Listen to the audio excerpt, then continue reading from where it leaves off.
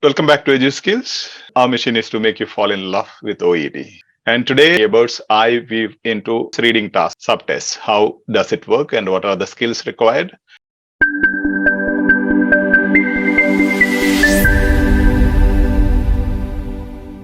If you're watching this on YouTube, kindly consider subscribing the channel. Give us a thumbs up if you like our work. Please share the video to your contacts so that we reach out to maximum number of OET aspirants, especially those who are financially struggling to crack OET. I'll tell you what are the skills being assessed so that you have clear idea as you launch into the practice. You are supposed to develop that particular skill. See, OET has 4 subtests: reading, listening, speaking, and writing. Order of the test, how does it appear in the examination? Definitely you have first you have listening, then you have reading, then you have writing, and ends with the speaking. So in reading, you have 3 parts, 42 questions, 60 minutes. And topics are generic healthcare topics. Reading, you have 3 parts, part A, part B, and part C.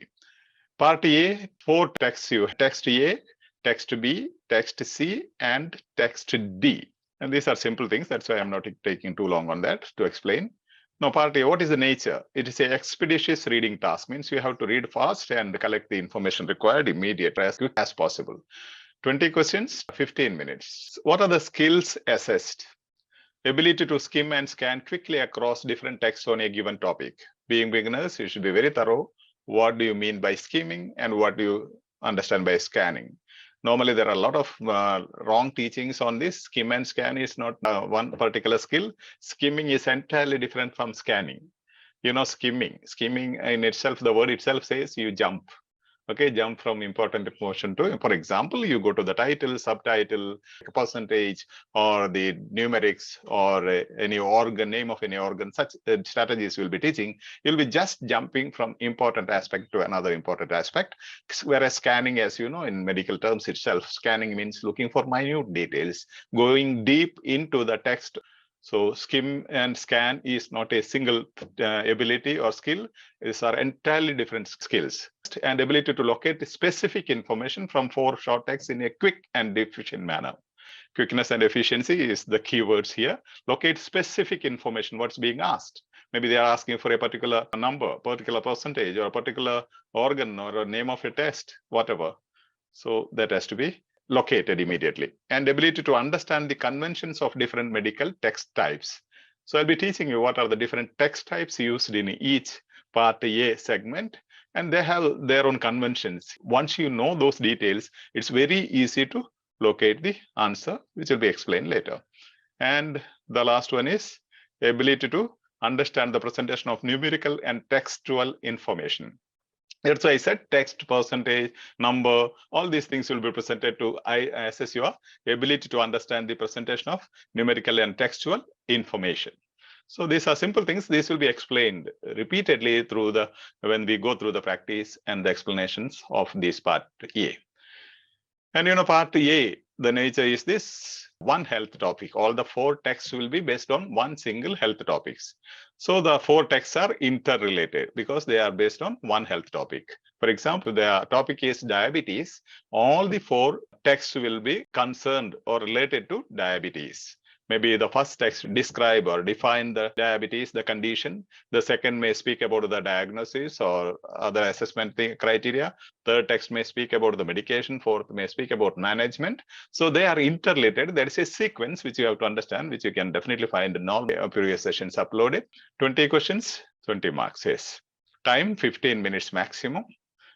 What are the type of questions? Matching, sentence completion, that is filling the gaps, and short answer questions, answer in a word or a phrase are the types of questions being asked in this particular part. That is part A of reading. Part B, what are the skills assessed? Ability to identify the detail, gist, or main point. Part B, reading, the skills are entirely different, the skills assessed.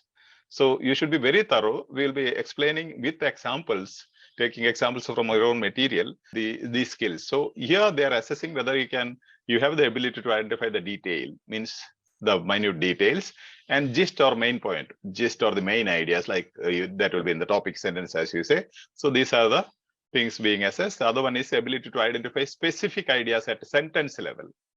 In each sentence, there are different ideas given. So for example, as we say, after the contrast word, another idea is given. Maybe the previous idea in the previous sentence of a contrast word is entirely different from the opposite than the other idea. So ability to identify specific ideas at sentence level. And now don't worry, you don't know those skills. I'll be explaining in detail, but generally giving you an idea, because when we go step by step, you'll understand. We'll be explaining each of these things in our upcoming sessions. And part B nature, 6 questions, 6 mark, 6 short texts from different healthcare workplace. All will be from healthcare workplace. Normally one text will have 100 to 150 words each. And what are these nature of these texts, 6 texts? They will be policy document, hospital guidelines, manuals or internal communications such as emails and memos. That's what I said. You should know the conventions and nature of these particular policy documents or hospital guidelines and manuals or emails, memos. What are they? How are they structured? All those details, if you are familiar, it's very easy to locate the answer. So 6 multiple choice questions with 3 options. Time 12 minutes maximum. We say 10 minutes. You should definitely crack it with 10 minutes. Method is question, read the question statement, read the answer statements, then go to the text. And that is normally done for all the competitive examinations. When you have MCQs, if you have 3 options, then you have question first, answer options next, then text. If you have 4 options, it will be question, text, then answer. This all will be in the initial stages of training. Later, I will tell you, even without reading the text, find out more than 50% of the answer. Now, part C, what are the skills assessed? Ability to identify detailed meaning and opinion. Your ability to understand or identify detailed meaning and opinion of the author. So also ability to understand the explicit or implied meaning. As we say, infer. The questions using what do you infer from this particular text? Or we will also learn about deduction, induction, and the inference, all those things. So that will be the ability, a skill being assessed, explicit or implied meaning. That will not be directly given, but it will be implied in the text. The attitude or opinion presented in a longer text. The whole paragraph or the text will give you an idea of the opinion or the attitude of the author. You should be able to identify those opinions. And part C nature, 2 different texts.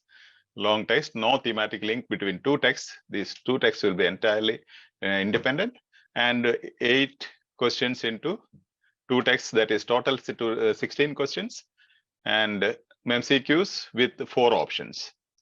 16 questions are MCQs, 16 MCQs with 4 options. Time 35 minutes maximum. Method QTA, as I explained, question, text, then answer options. That I'll be explaining later why. And reading, please note 42 questions, 42 marks. 2, in part A, you should write your answers clearly in the spaces given in the question booklet. If you write somewhere else, that will not be considered. In part B and part C, you must shade the circle next to the appropriate answer. There will be a circle, you have to shade the circle. Part A materials will be collected from you after 15 minutes. Immediately after 15 minutes, the part A booklets will be collected, so you cannot make any alterations later. You have to complete it within first 15 minutes. And part A, you must use exactly the same form of the word or short phrase as given in the 4 texts. You cannot use synonym or any other word, or you can't change the form of the word. Copy and paste, we say, just copy and paste. Again, 6, abbreviations are not accepted unless they appear in the text. In part A, if the full form is given, the text, you cannot write abbreviations. If they are given in the text part A reading, you can use the abbreviations. Otherwise, if you use abbreviations, you will be penalized. You may not get a score for that. 7, responses that are not spelled correctly will not receive any marks. If your answers are not spelled correctly, that's why I said copy and paste, no change, not even a spelling change is allowed. So responses that your answers that are not spelled correctly will not receive any marks. And 8, grade B, a scale score of 350 will typically have a score of at least 30 marks. But with EduSkills, we don't train people who want to score grade B, but we train only people those who are interested to score grade A. I'll tell you the reasons later. And this is what we said, we focus only on 450, not below.